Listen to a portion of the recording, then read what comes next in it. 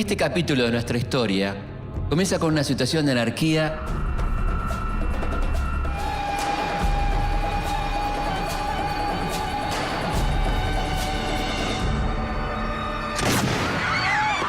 y termina con un crimen político.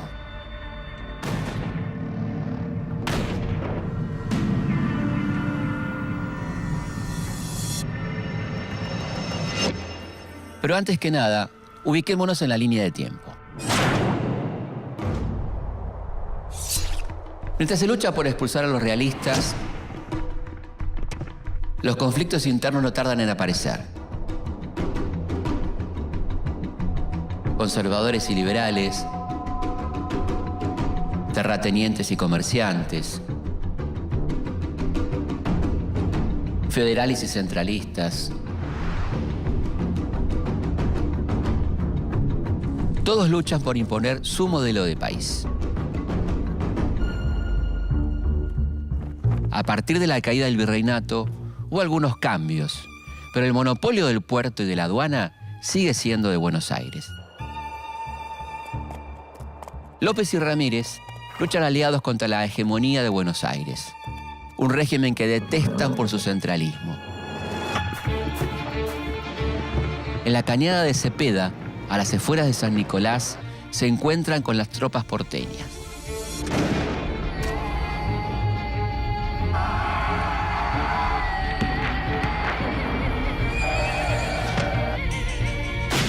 Cuando la batalla de Cepeda, los caudillos federales acaban con el poder central de Buenos Aires, el sueño de las Provincias Unidas se derrumba. Es el inicio de una prolongada guerra civil. Comienza la era de los caudillos.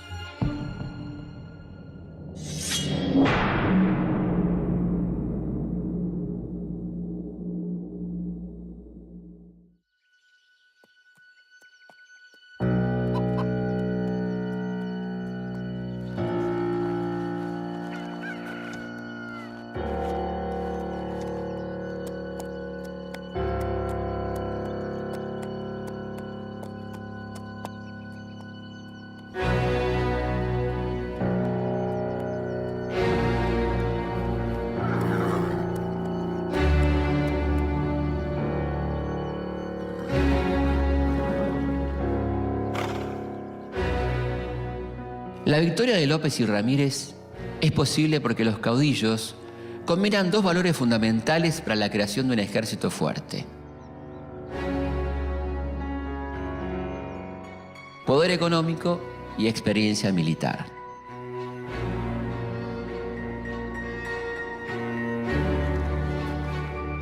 Después de la batalla de Cepeda, los vencedores ordenan disolver el directorio y el Congreso. En Buenos Aires se imponen como gobernador a Manuel de Zarratea.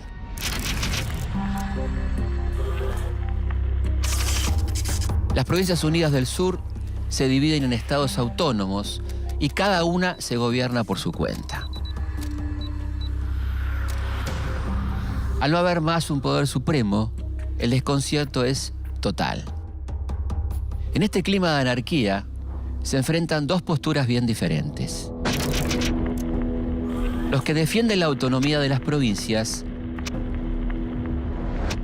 y los que buscan la restitución de un orden central.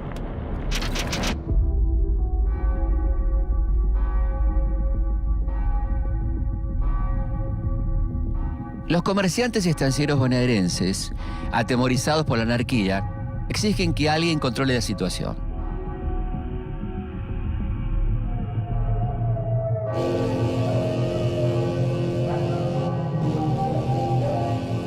Los unitarios y federales de Buenos Aires olvidan por un momento sus diferencias y se agrupan en el Partido del Orden.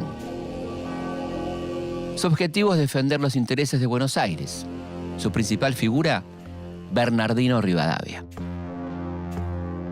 Las provincias están separadas y cada una sigue su propia política. Los caudillos reclaman una constitución que represente las ideas de los federales y la nacionalidad. Pero en Buenos Aires saben que eso implicaría subordinarse a un nuevo gobierno central, además de perder el control de la aduana y del puerto. Tras la batalla de Cepeda, López y Ramírez habían firmado con Buenos Aires el Tratado del Pilar. Pero pasan los meses y los porteños no cumplen con su parte. López teme el regreso del directorio al poder y ataca a Buenos Aires. En medio de esta crisis, asume como gobernador de Buenos Aires el estanciero Martín Rodríguez. Una de sus primeras medidas es nombrar como ministro de Gobierno y Relaciones Exteriores a Bernardino Rivadavia.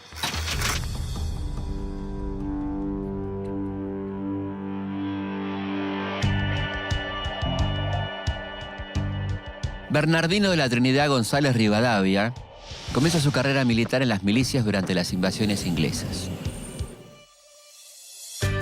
Durante el primer triunvirato es nombrado secretario de Gobierno y Guerra, pero cuando este es derrocado, es enviado a Europa junto a Manuel Belgrano, donde toma contacto con los círculos intelectuales, políticos y económicos de España e Inglaterra.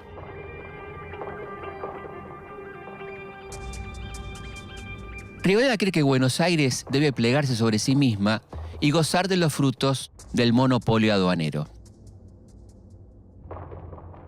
Está convencido de que si mejora su administración, asegura la eficacia de un proyecto centralista que luego podría imponerse al resto del país.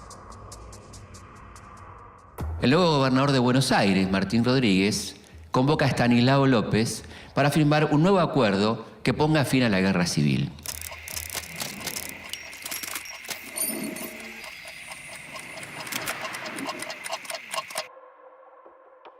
En el Tratado de Venegas, el caudillo santafesino acepta la supremacía de Buenos Aires. Se compromete a abandonar la provincia y a alejar a todos los que pongan en peligro la paz. Habrá paz, armonía y buena correspondencia entre Buenos Aires, Santa Fe y sus gobiernos, quedando aquellos y estos en el estado en que actualmente se hallan sus respectivas reclamaciones y derechos salvos ante el próximo Congreso Nacional. En esta operación es vital la intervención de uno de los estancieros más ricos de Buenos Aires, Juan Manuel de Rosas. Rosas nace en 1793 y a los 13 años participa de la defensa de Buenos Aires durante las invasiones inglesas. Rosas es uno de los estancieros más ricos de Buenos Aires. Sin embargo, conoce profundamente la vida y las costumbres de sus peones, que sienten por él una gran veneración. Rosas aporta dinero y varios miles de cabezas de ganado para que López acepte el tratado. En otro de los puntos del acuerdo, López deja de lado a su antiguo socio y compañero Pancho Ramírez. Esta traición despierta la ira del caudillo entrerriano. Ramírez busca vengarse y avanza decidido sobre la provincia de Santa Fe. Lo acompañan un grupo de soldados y su compañera de vida y de lucha, la Delfina. Se trenzan en la batalla con las fuerzas de López y tras un feroz enfrentamiento son derrotados. Acorralado y con pocos recursos, deciden plegarse y parten hacia el Chaco. En el camino, los interceptan las tropas de Juan Bautista Bustos, caudillo de Córdoba y aliado de López. Ramírez logra zafarse, pero Delfina queda prisionera. El caudillo no lo duda y vuelve por ella.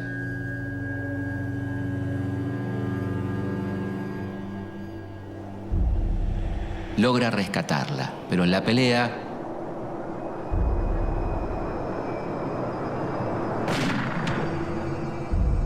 recibe un balazo en el pecho que instantáneamente le quita la vida.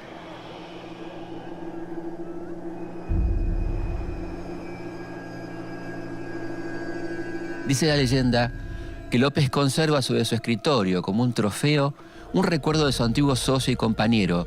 Incluso existe una factura por 42 pesos por las tareas de embalsamamiento de una cabeza humana.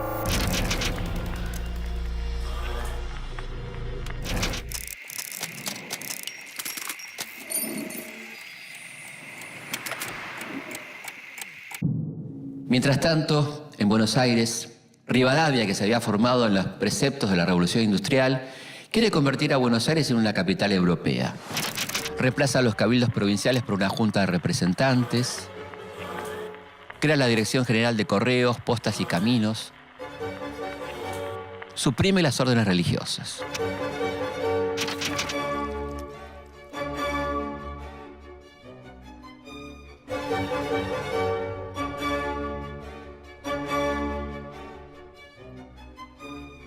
Pero la nueva nación parece que no está preparada para tantos cambios.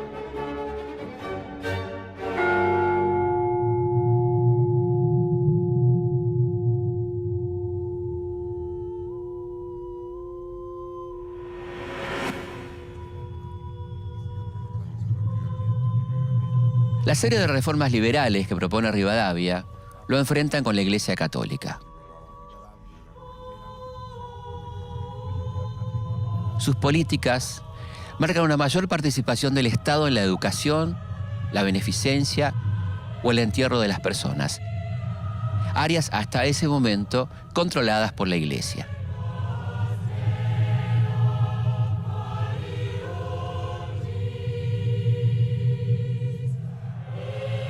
En 1823, una conspiración armada y liderada por el abogado Juan Gregorio de Tagle se levantó contra las reformas de Rivadavia, pero fue rápidamente sofocada.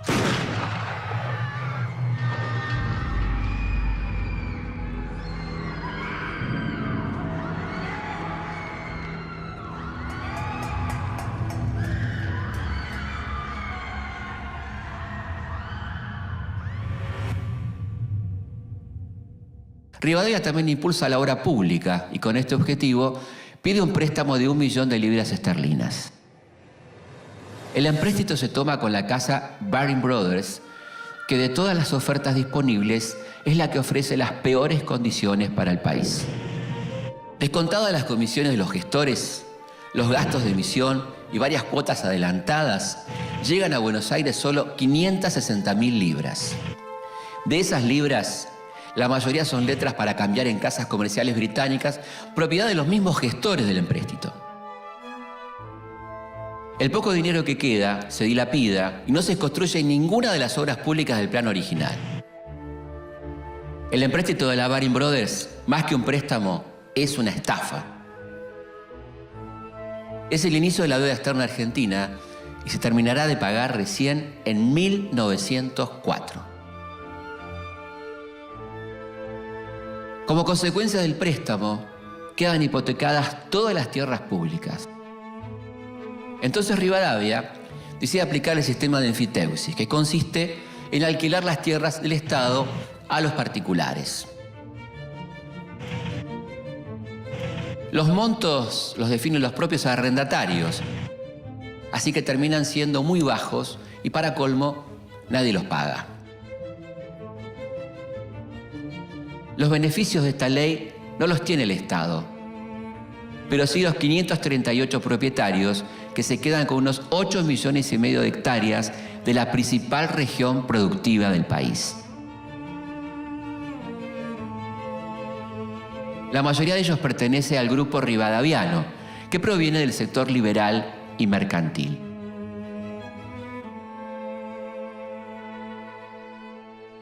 Por todos estos beneficios, Rosas y la élite porteña disfrutan de un periodo de prosperidad que recordarán como la feliz experiencia.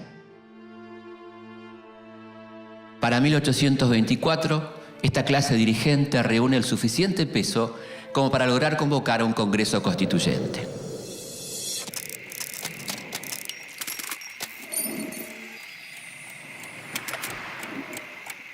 Este Congreso está formado por representantes de las provincias.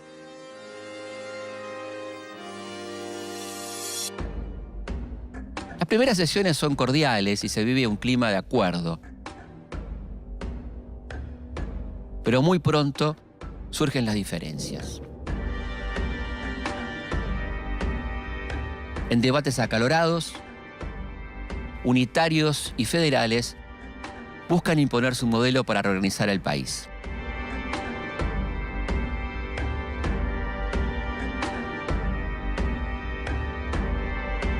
Mientras los diputados debaten en el Congreso, 33 patriotas parten desde Buenos Aires rumbo a Montevideo. El objetivo, recuperar la banda oriental usurpada por los brasileños. Este es el famoso desembarco de los 33 orientales.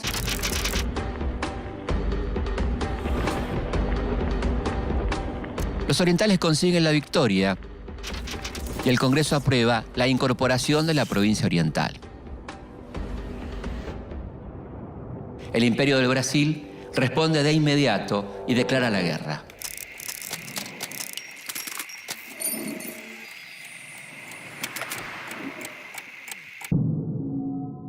Tras un año de sesiones, el Congreso dicta una constitución centralista y designa al primer presidente de la nación, que no es otro que el mismo Rivadavia.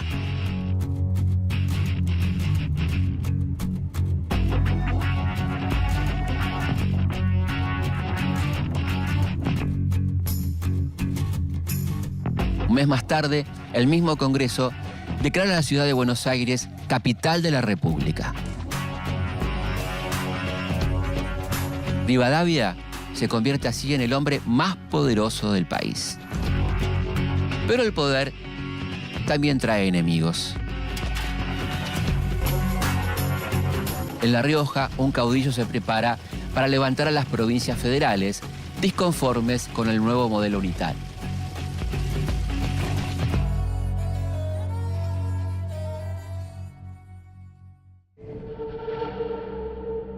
Para 1826, Argentina ya tiene su primer presidente, Bernardino Rivadavia. Y Buenos Aires es declarada capital de la nación. El descontento entre los caudillos y los pueblos de las provincias es grande. Pero en el Congreso decide la mayoría.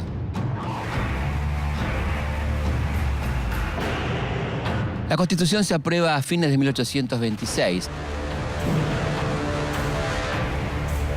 Es una Constitución fundamentalmente unitaria y representa un triunfo del centralismo.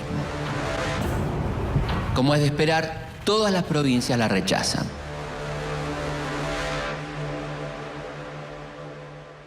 Si bien hay un presidente, una capital y una carta magna, la nación está lejos de estar unificada. La guerra contra el Brasil continúa y Rivadavia, por intermedio de su ministro Manuel José García, intenta firmar un tratado de paz en el que concede las tierras de la banda oriental al imperio. Esto termina de despertar la bronca de las provincias. Córdoba, Santa Fe, Entre Ríos y Corrientes se sublevan y se unen a La Rioja. Es en esta provincia donde hay un caudillo que lidera el levantamiento en contra de las políticas impuestas por Rivadavia. Juan Facundo Quiroga, hijo de un hacendado convertido en comandante militar, se pronuncia contra el gobierno unitario. En tan solo 4 meses subleva 5 provincias en contra del gobierno de Rivadavia. Juan Manuel de Rosas es el hacendado más poderoso de Buenos Aires y el principal sostén económico del gobierno de la provincia. Pero disconforme con las acciones de Rivadavia, decide abandonarlo y sumarse a los federales del interior.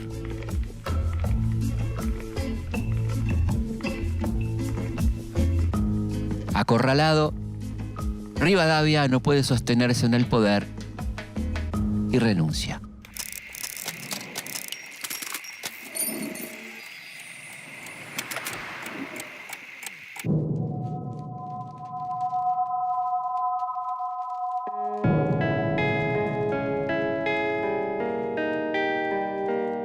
El Congreso la acepta y la justifica como una ventajosa salvación para la patria.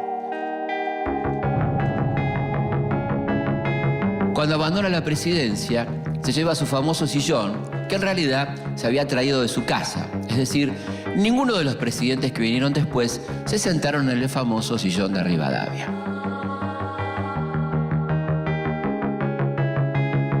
Caído Rivadavia y sin más poder central, las provincias retoman su autonomía. En Buenos Aires es elegido gobernador el jefe del Partido Federal de la provincia, Manuel Dorrego.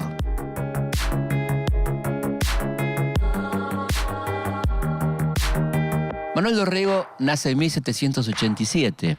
Es hijo de un comerciante portugués. Termina sus estudios universitarios y se forma como militar en Santiago de Chile. Luego se alista en el Ejército del Norte, donde tiene una importantísima participación en la batalla de Tucumán bajo las órdenes de Manuel Belgrano. Pueyrredón lo exilia por dirigir un grupo opositor al directorio y el destino lo lleva a Baltimore, Estados Unidos, donde estudia federalismo y donde termina de forjar sus ideas republicanas.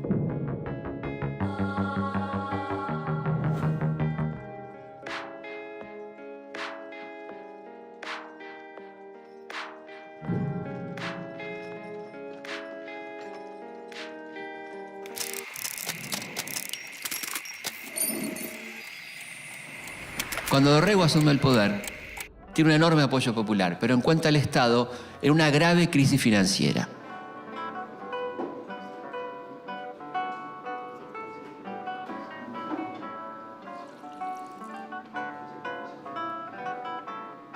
Dorrego tiene un discurso combativo contra la aristocracia y los enemigos externos de Buenos Aires. Es un líder que se preocupa por las necesidades del pueblo. Ni bien asume, toma dos medidas que benefician a los sectores populares. Decreta el indulto para los desertores y manda a suspender la leva. ¿Qué es la leva? El reclutamiento forzoso de hombres pobres sin trabajo ni propiedad a los que se les da dos opciones: o van presos o van a la guerra contra el indio.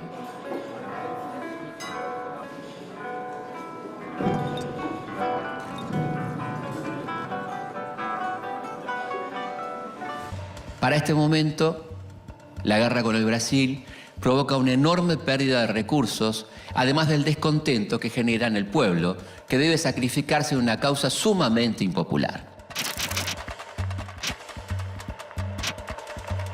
Para terminar con el conflicto, Dorrego firma la paz con Brasil, lo que permite la independencia de la banda oriental.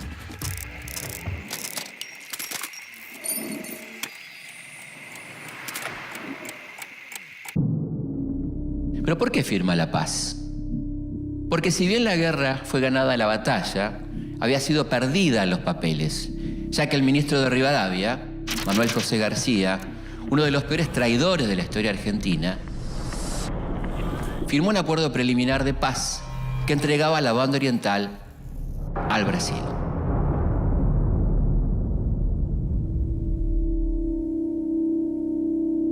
A Dorrego no le queda otra opción que asumir las consecuencias de la traición de García.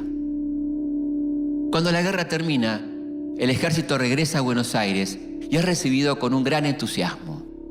Por sus aciertos como gobernante, Dorrego se gana el apoyo fervoroso del pueblo, pero también la furia de los opositores. Dorrego sabe que debe mantenerse alerta. Los altos mandos del ejército que regresan del combate son unitarios y están dispuestos a recuperar el poder. El 1 de diciembre de 1828, Lavalle y sus tropas del Ejército Nacional se sublevan contra el gobernador federal. Dorrego intenta huir, pero cae atrapado por los unitarios.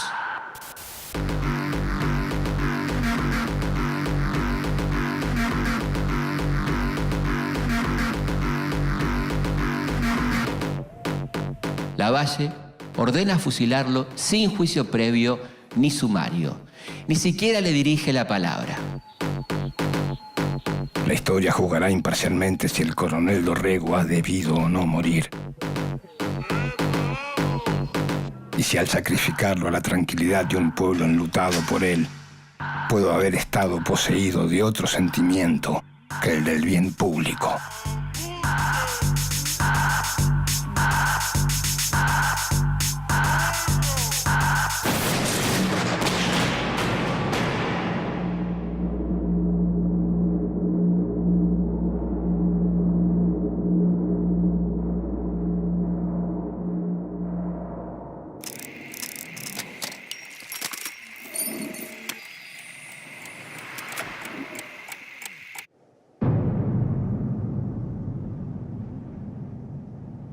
Con el fusilamiento de Dorrego, los unitarios creen que han logrado detener al federalismo para siempre. Pero no tienen en cuenta las repercusiones del brutal asesinato que acaban de cometer.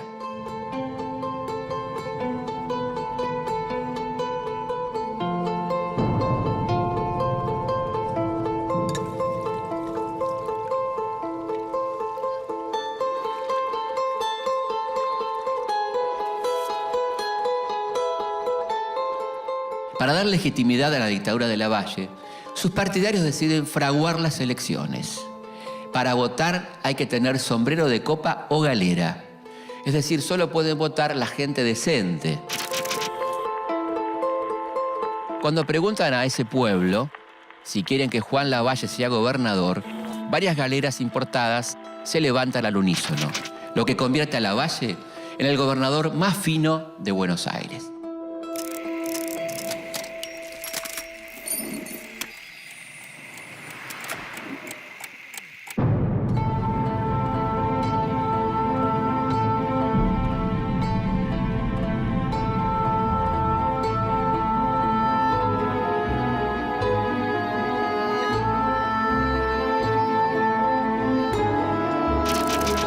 Lavalle gobierna Buenos Aires con mano dura. Fusila, saquea, distribuye el dinero público entre sus amigos. También crea el sistema perverso de las calificaciones, que consiste en armar un prolijo registro de enemigos políticos para luego fusilarlos o desterrarlos.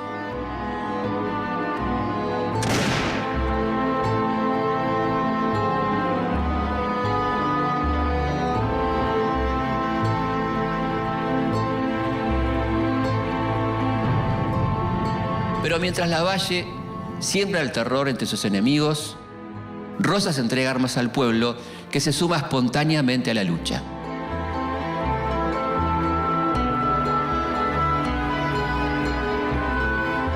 Padres de familia, mujeres, milicianos e indígenas participan en el levantamiento que se extiende por todo el país.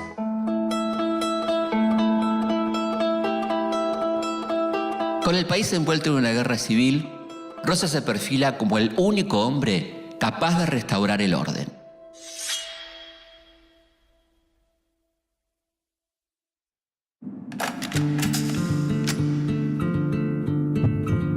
Mi querida Angelita,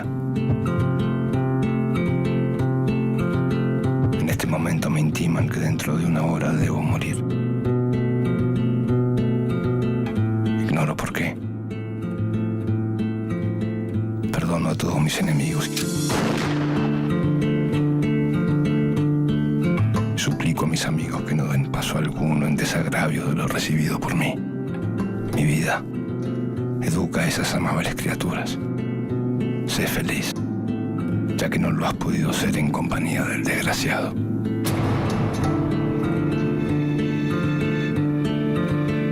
Manuel Dorrego. 12 de diciembre de 1828. A fines de 1828, el gobernador de Buenos Aires, el federal Manuel Dorrego, es fusilado sin motivo ni derecho a réplica. Enardecido, el pueblo se levanta para vengar la injusta muerte de su líder.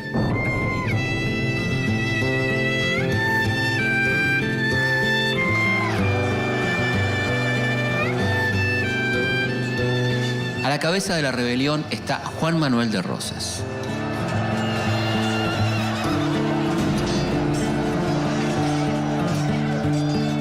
Seis meses después del fusilamiento de Dorrego, los federales consiguen la victoria. Rosas acuerda la paz con Lavalle y reflota la Junta de Representantes, que lo declara, hacia fines de 1829, gobernador de Buenos Aires.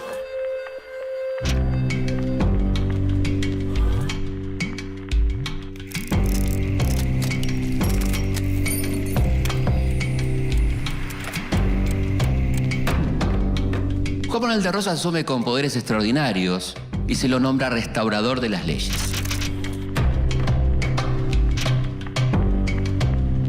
Se consolida en el poder con el apoyo de sectores muy diversos. La clases acomodadas lo ven como uno de los suyos.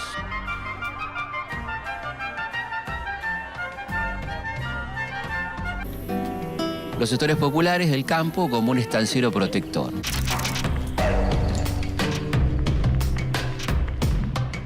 Y para los federales de la ciudad, Rosas es el sucesor de Dorrego.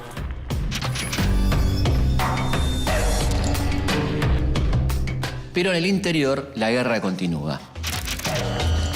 El general Paz consolida el dominio unitario sobre Córdoba tras derrotar en 2 oportunidades al caudillo riojano Juan Facundo Quiroga.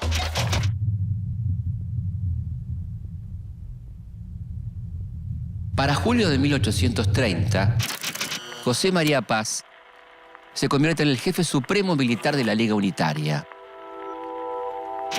Una alianza que incluye las provincias de San Luis, La Rioja, Catamarca, Mendoza, San Juan, Tucumán, Córdoba, Salta y Santiago del Estero. En Buenos Aires, Rosas dedica gran parte de su gobierno a restaurar el orden alterado por la guerra con Brasil y la dictadura de Lavalle, sin descuidar su principal objetivo, llevar el sistema federal a todo el país. Rosas firma con Santa Fe y Entre Ríos el Pacto Federal. Juntas forman una confederación en la que no hay ningún tipo de poder central. Cada provincia es soberana y Buenos Aires solo maneja las relaciones exteriores. Las une un compromiso de defensa. Quien ataque a una de ellas se las tendrá que ver con los ejércitos de las 3 provincias. El Pacto Federal no contempla un control de la economía. El libre cambio permite el ingreso irrestricto de mercaderías y los productos ingleses invaden la región. Pero la verdadera invasión no es a través del comercio. El 10 de junio de 1829, el gobierno argentino crea la Comandancia Política y Militar de las Islas Malvinas. El gobernador Luis Bernet y un puñado de argentinos se instalan en las islas para realizar actividades productivas. Todo esto sucede en el intervalo en que Rosas no está en el poder, durante las gobernaciones de Juan Ramón Balcarce, Juan José Viamonte y Manuel Vicente Massa. Al enterarse de la noticia, el Reino Unido reflota su interés estratégico por el Atlántico Sur.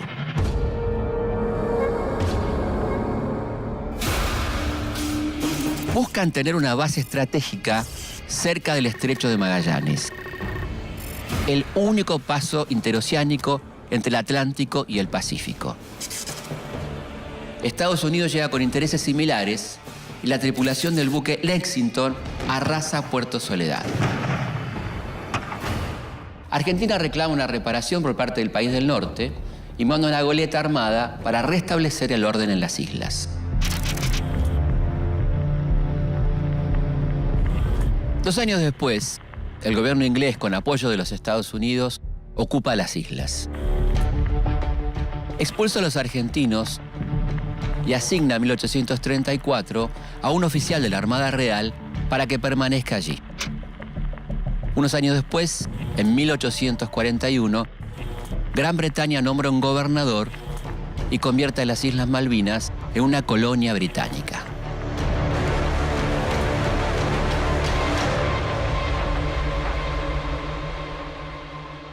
El Pacto Federal firmado en 1831 entre Rosas y las provincias orientales incluye también la convocatoria a un congreso que busca organizar al país bajo el sistema federal. Sin embargo, Rosas no quiere cumplir con ese punto del acuerdo. Eso significaría compartir la renta aduanera que enriquece a Buenos Aires. En el interior, el general Paz quiere terminar con las fuerzas leales a Quiroga y toma la gobernación de La Rioja. Los seguidores del caudillo riojano son perseguidos y fusilados. Paz cree que está a punto de terminar con ellos, pero luego del Pacto Federal, Quiroga vuelve fortalecido y logra victorias decisivas en Córdoba, Mendoza, San Luis, San Juan y La Rioja.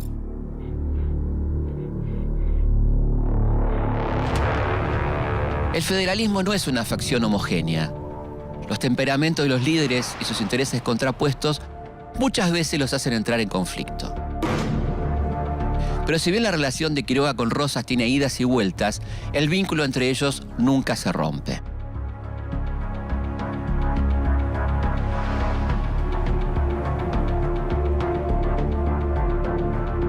El 10 de mayo de 1831, Paz es derrotado en Córdoba y su provincia se suma al Pacto Federal.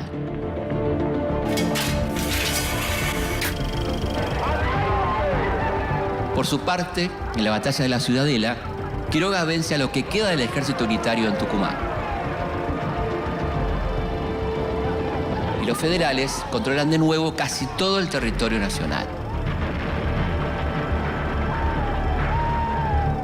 Vencidos los unitarios, los líderes federales tienen la difícil tarea de mantener la paz entre ellos. Mientras que López y Quiroga insisten en la necesidad de cumplir con el Pacto Federal y convocar a un Congreso Constituyente, Rosas los convence de que todavía no es el momento indicado.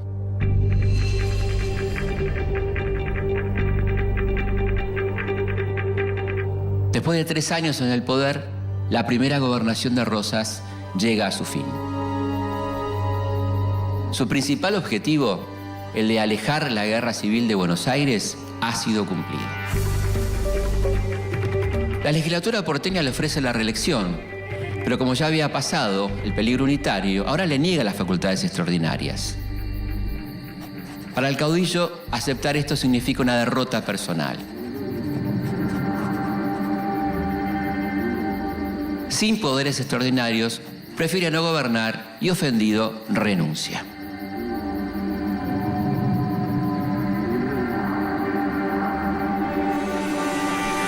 El nuevo gobernador de Buenos Aires es Juan Ramón Balcarce. Balcarce es un colaborador de Rosas, pero bajo su gobierno se forma un grupo opositor al restaurador. Un sector de los federales a los que Rosas llama los cismáticos o lomos negros.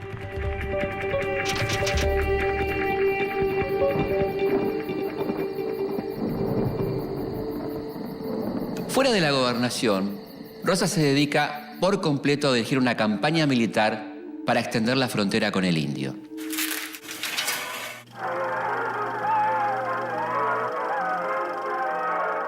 Con un ejército de 1.500 hombres, Rosas se lanza a la campaña por el sur y el oeste de la provincia de Buenos Aires. Esta expedición, financiada por los estancieros bonaerenses, le permite a Rosas afianzar su fuerza militar, asegurar la posesión de nuevas tierras y seguir participando de la contienda política, a pesar de estar ausente de la ciudad.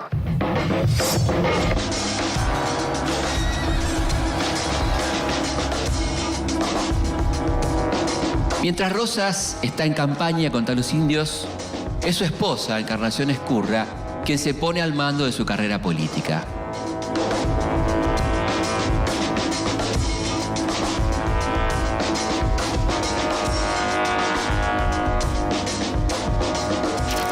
Dirige el bando rosista de los federales, a quienes llaman los apostólicos. Forma la Sociedad Popular Restauradora, después llamada Mazorca.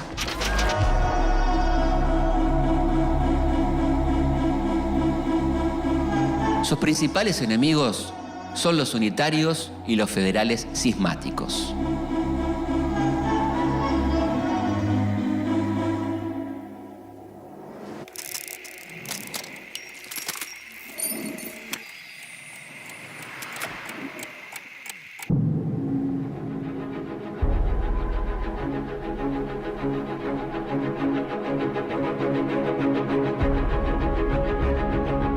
La campaña de Rosas le lleva parte de 1833 y los primeros meses de 1834. A diferencia de la campaña que llevaría a cabo Julio Argentino Roca, 45 años más tarde, Rosas firma tratados de paz con los pueblos originarios. Se enfrenta con aquellos que roban ganado o que habían colaborado con los realistas en las guerras de independencia. La campaña es un éxito porque cumple su objetivo. Corre la frontera de la provincia por miles de kilómetros y consigue nuevas tierras para la actividad agrícola. Como señal de buena voluntad, Rosas manda a vacunar a pueblos enteros contra el mal de la viruela, una enfermedad que hace estragos en las tolderías. Mientras Rosas está en el desierto, Quiroga pasa una temporada en la ciudad. Durante sus días en Buenos Aires, el caudillo cambia su aspecto personal y se rodea de la élite porteña. Al mismo tiempo que el riojano coquetea con los unitarios, la crisis interna del federalismo porteño se agudiza.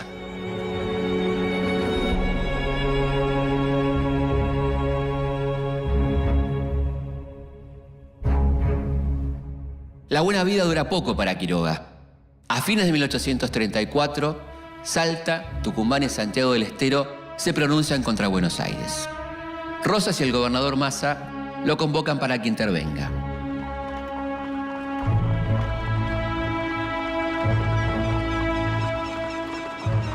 Quiroga acepta y emprende un viaje determinante para su vida y para la historia del país.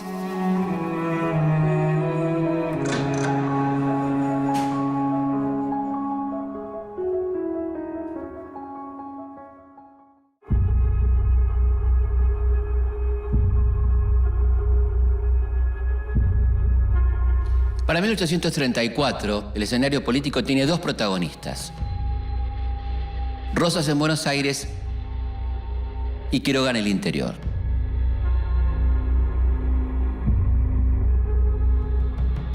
La llamada campaña al desierto ha sido un éxito para Rosas. Y la legislatura porteña le insiste para que vuelva a ser gobernador. Pero Rosas se niega y en su lugar asume Manuel Vicente Massa.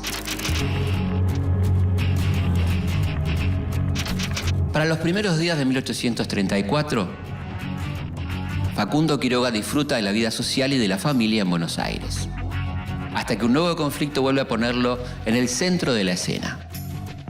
Apenas Massa asume el poder, se encuentra con una sorpresa. Salta, Tucumán y Santiago del Estero declaran la guerra a Buenos Aires. Inmediatamente Massa y Rosas le piden a Quiroga que intervenga como mediador.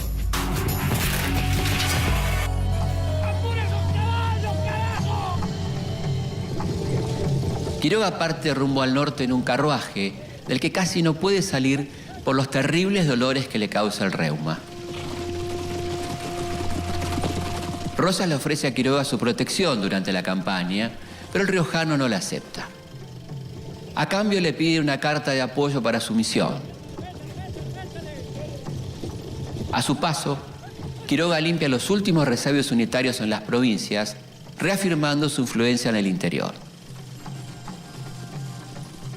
Pero la carta de Rosas nunca llega. El interior parece volver a ser todo federal, todo menos un territorio que escapa del control del caudillo. En Córdoba, López había desplazado a los hombres de Quiroga y designa a los hermanos Reinafé. El mayor de ellos se autoproclama gobernador. Al llegar al norte, Quiroga se encuentra con un escenario inesperado. El gobernador de Tucumán fue asesinado por sus coprovincianos. Esto acelera un acuerdo entre los gobernadores de Tucumán, Salta y Santiago del Estero. Todos reclaman a Buenos Aires la necesidad de organizar el país bajo una constitución. Quiroga también lo cree necesario y firma el acuerdo, aún sabiendo que no le gustará a Rosas. Solucionado el conflicto en el norte, Quiroga emprende la vuelta a Buenos Aires pasando por Córdoba. Al enterarse, Rosas decide mandarle la carta prometida. Mi querido compañero, señor don Juan Facundo Quiroga, obsérvese que una república federativa es lo más quimérico y desastroso que puede imaginarse, toda vez que no se componga de estados bien organizados en sí mismos, porque conservando cada uno su soberanía e independencia, la fuerza del poder general con respecto al interior de la república es casi ninguna.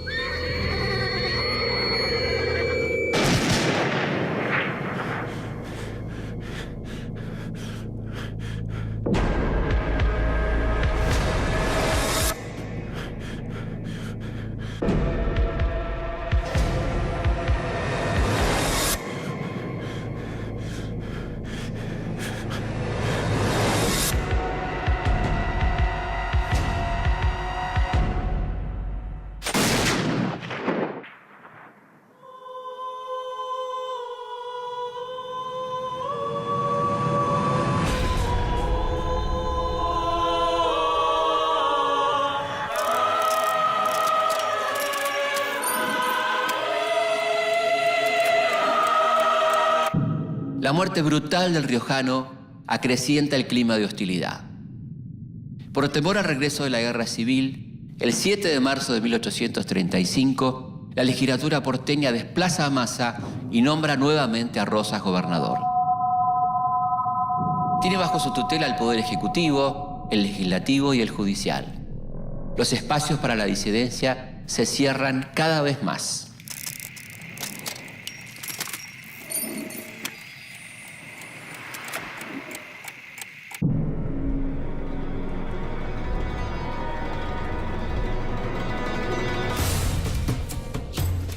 De nuevo en el poder, Rosas hace una purga de opositores. Margina a los que considera traidores a la causa federal y a todas las personas sospechosas de unitarias. Ordena destituciones masivas de militares, civiles y eclesiásticos.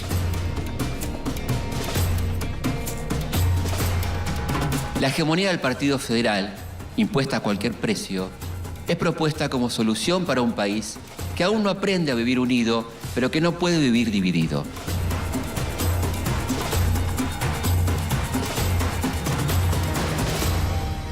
Rosas logrará conquistar al país entero, que nunca será más unitario que bajo el mandato del máximo líder del federalismo.